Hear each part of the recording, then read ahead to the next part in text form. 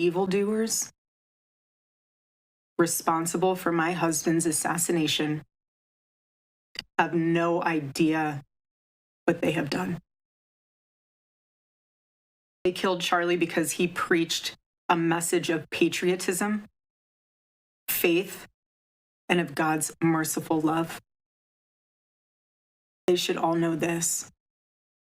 If you thought that my husband's mission was powerful before, you have no idea.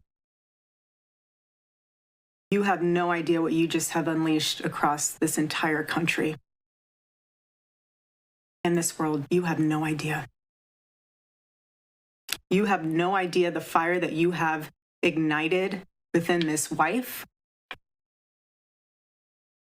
The cries of this widow will echo around the world like a battle cry.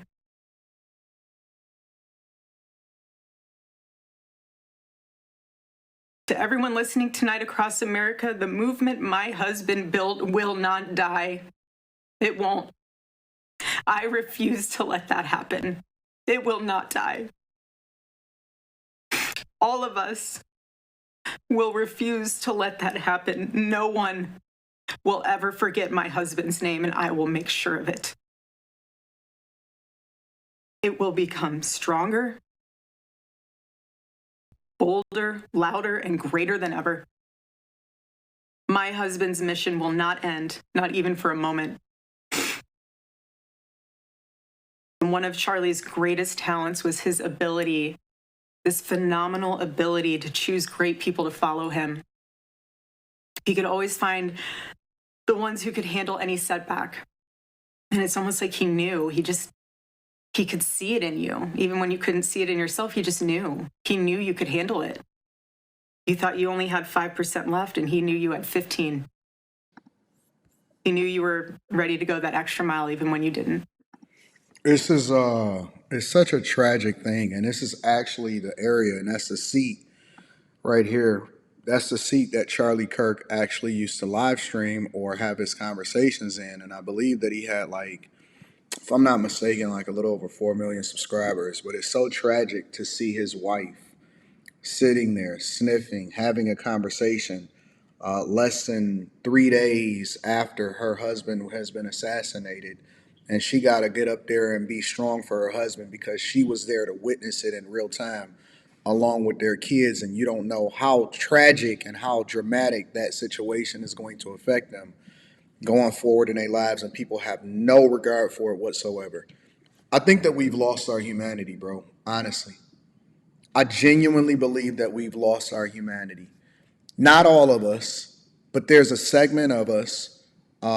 It can't even be all liberals. I'm gonna say that because I've talked to some people who would consider themselves liberal.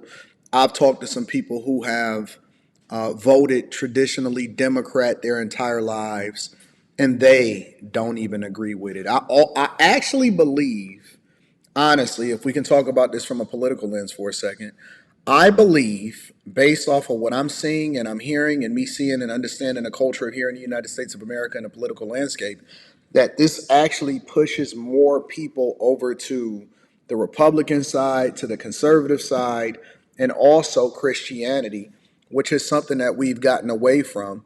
And this probably motivated and energized a lot of people that kind of sort of was just lying dormant, wasn't really engaged as much as they should, but it kind of lights a fire up under you.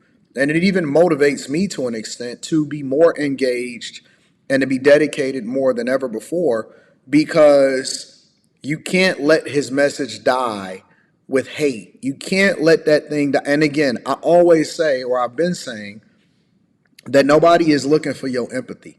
You know, these liberals and these raging evil people that basically serves demons and the devils, and I'm going to just call it for what it is. For whatever reason, they think that somebody was asking or begging for their empathy. And nobody is asking for your empathy, but there's a basic level of humanity and respect that people generally have when you see a grieving mother or a grieving wife and then 2 kids are left behind from somebody who never did anything to anybody except for have his own opinion, which is exercise, his right to free speech, and his own opinion when it comes to different issues that is dividing us across the political landscape because of what is being promoted from the left. And for a person that has never, ever, ever committed a crime, and the only thing that he's guilty of is having a different of opinion than you, and I don't even agree with 100% of everything that he said, but I also respect his right to say it because he's not actually saying or doing anything to me that would cause a crime.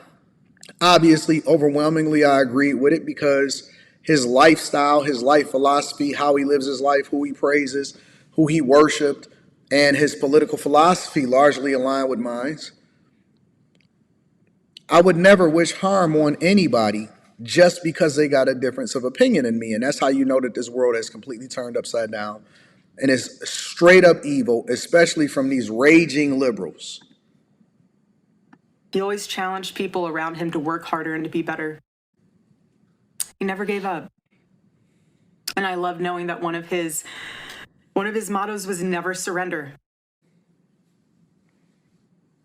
So I want to tell you that we'll never surrender.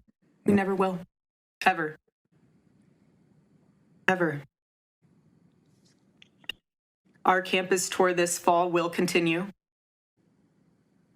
There will be even more tours in the years to come. America Fest here in Phoenix this December will go on. It will be greater than ever.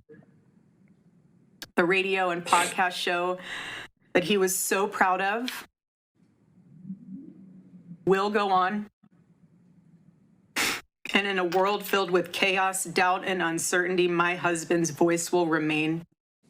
And it will ring out louder and more clearly than ever.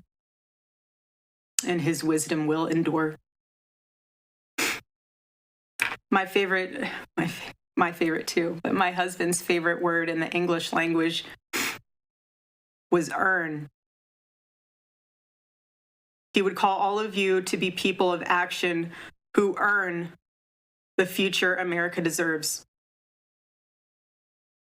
So to all of the young people who felt inspired by my husband's faith and hard work, all of you already know what Charlie would want you to do. You know. You know. If you're in high school or if you're in college, go find your local Turning Point USA chapter. Join it. Stay involved. He wants you to make a difference. And you can. You can. The movement's not going anywhere, and it will only grow stronger when you join it. There isn't a chapter. You can't find one, then start one. There is no excuse. You can start one. And as my husband used to say in this room, every single day, if you want to get involved, the best way you can do that is going to tpusa.com. That's what he would say every day from this chair. Every single day. I watched his show every day, and he would always say, if you want to get involved, go to tpusa.com. Yo, it's heartbreaking. And again, I think that is very, very, very unfortunate that we live in a time where people are praising. We used to live in a time where it didn't really matter what your beliefs were, your political views were, that if somebody was unjustly, and they lived their life very purely and very matter of fact for God, even if they were a political figure, which I don't consider Charlie Kirk a political figure. I consider him a person that was mobilizing politics for the best of America, because he was not a politician. The world will usually come together and kind of sort of like, oh man, what is going on? And just be focused on holding the person that committed the crime accountable. But we live in a different time and a different age, I'll tell you that much. Let me know what y'all think in the comments. Make sure y'all tap into the Patreon. Link is in the description. Teach Hanley 40% off your first order, 20% off for life. I love you. I appreciate you. I'll holler at you guys later. I'm staying on top of it.